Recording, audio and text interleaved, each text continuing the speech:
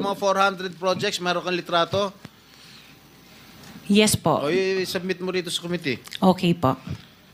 Okay. Sa mga bidding na sinasalihan mo ng mga kumpanya mo, itong 9 na kumpanya, ilang beses kayo nanalo? At ilang beses, kung natatalo rin kayo sa Actually, bidding, I ilang don't beses kayo have the natatalo? actual figures, pero sa panapanalunan, very minimal lang po talaga, mga 2%. Pero ang dami namin projects po na sinasalihan na bidding. So, sa loob ng isang taon, pag nagbibidding isang kumpanya mo, halimbawa itong ano ba yun? Yung Alpha Phi Omega, ilang beses kayo nagbid sa isang taon at ilang beses kayo nanalo? Madami po kaming sinasalihan. I really don't have the figures right now, You know, but I if you can... come here, you have to come here prepared. Yes You po. do not come here unprepared. Alam mo na, tatanungin ka eh. Ikaw sikat na contractor, papa-interview ka. Oh. You have to come here prepared. Your Honor, I am prepared for the flood control projects that you are mentioning. I have the statistics of how many I bidded and how many I lost and how many I won. Okay. You mentioned it to us right now.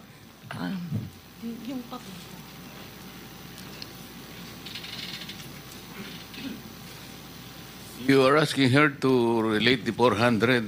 No. Parang mahirap naman yata. Hindi. 400. In 2022, I bidded for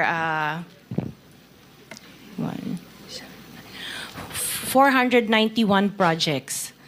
This is just for the flood control, Your Honor. How many projects for 491. 491. I joined the bidding. Po. Oh. This is in 2022. I only got 71 projects from the 491 na sinalinan ko po. 71 only. How many companies?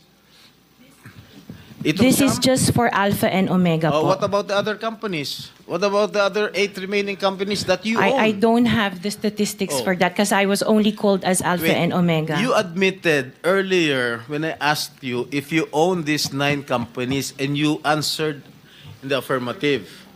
Right now I'm asking you kung ilan yung 71 flood control projects na napanalunan ninyo. Now you're only speaking in behalf of Alpha Phi Omega.